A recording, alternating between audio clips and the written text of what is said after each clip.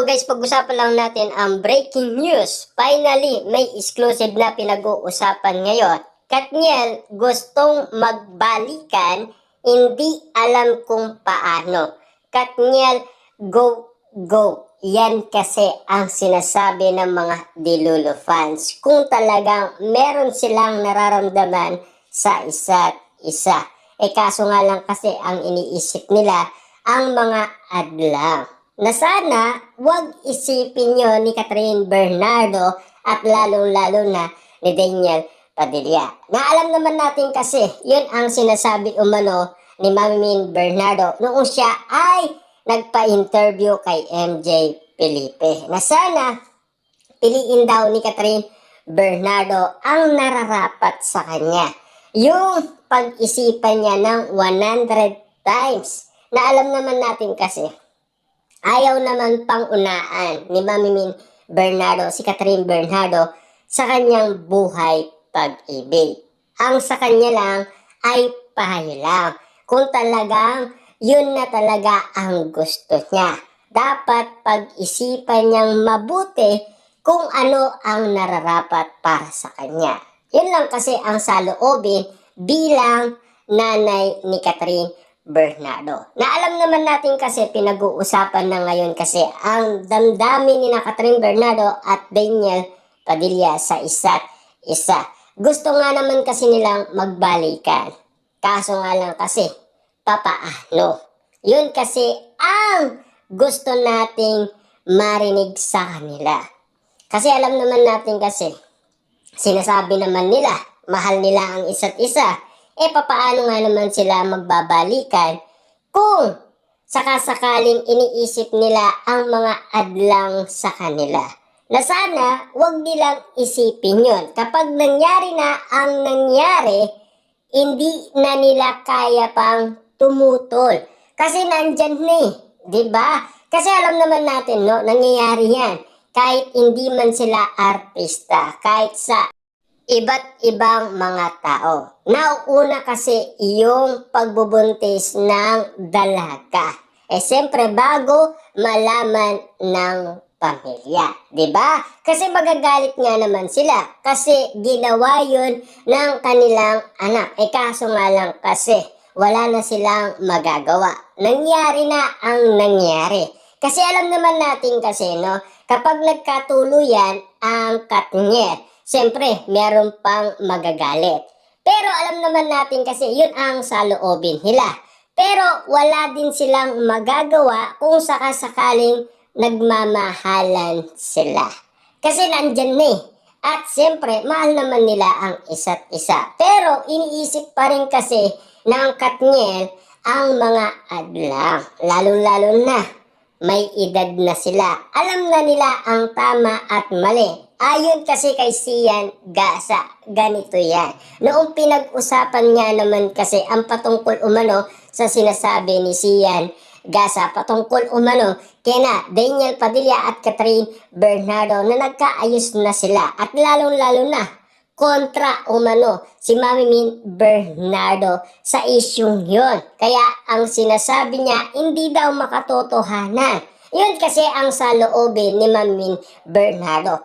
Pero lumaban nga naman kasi si Sian Gasa at pinagtapat niya na pinipigilan pala ni Mami Min Bernardo si Catherine Bernardo na kausapin si Daniel Padilla. Yan kasi ang mga bulong-bulungan. Kahit na yung makipagkita kay Daniel Padilla ay kinokontrol daw si Catherine Bernardo at pinapaiwas umano si Daniel Padilla. Na alam naman natin kasi baka magalit daw ang mga tao. Kasi alam naman natin, meron at meron magagalit na iba't ibang mga tao. Kasi ang sasabihin nila, cheater yan, bakit mo yan binalikan? Siyempre mahal niya At siyempre nagmahalan sila almost 11 years. Mahirap nga naman kasing kalimutan ang nasabing relationship nila. Kita niyo naman si Maja at Rambo na malapit na kaibigan ni Catherine Bernardo. Yan ang iniisip ng Katniel fans. Yun ang resibong nalalaman nila na bagay umano kina Catherine Bernardo at Daniel Padilla. Yan kasi ang sinasabi ng Katniel fans dahil yan kasi ang gusto nilang mangyari kina Daniel Padilla at Catherine Bernardo. Kaso nga lang kasi wala naman magagawa ang iba't ibang mga tao kahit kontra pa sila. Kahit ang pamilyang Bernardo, kontra man sila kay Daniel Padilla, wala silang magagawa. Parang same lang sa ibang tao yan. Diba? Sa mga nangyayari umanong sitwasyon na after nilang magbuntis, tatanggapin pa rin sila. Kasi alam naman natin kasi, may pagkakamali ka man na nagagawa, pero alam naman nila kasi gusto lang nilang itama ang lahat ng pagkakamali ng kanilang anak. Kaso nga lang kasi hindi pagkakamaling magmahal kang muli. Diba? Na alam naman natin kasi ang Diyos nga mapagpatawad ayon kay Alden Richard. Diba? Kaya nga naman si Catherine Bernardo ang iniisip niya yung advice ni Alden Richard.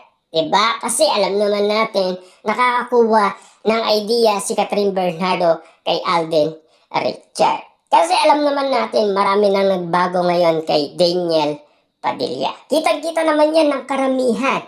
Malaki ang pagbabagong nangyayari ngayon kay Daniel Padilla. Kasi kitang-kita naman kasi ng karamihan yan kung ano ang nangyayari kay Daniel Padilla ngayon.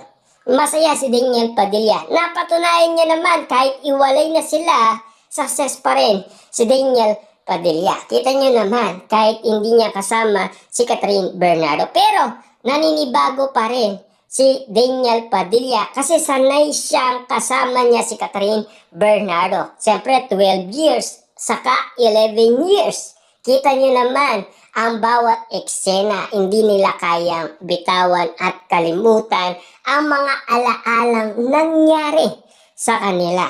Kasi mahirap bitawan yung 11 years. Alam naman natin kasi parang pwede na silang magpakasal, ika nga. Kasi nasa edad na sila. Ayon pa kasi kay Mami Min Bernardo, ang babae daw pwedeng ma-expire yan dahil sa edad niya. Dahil may taning nga naman kasi ang edad ng mga babae na hindi na sila pwedeng manganak pa. Yun ang nasa isipan ni Mami Min Bernardo.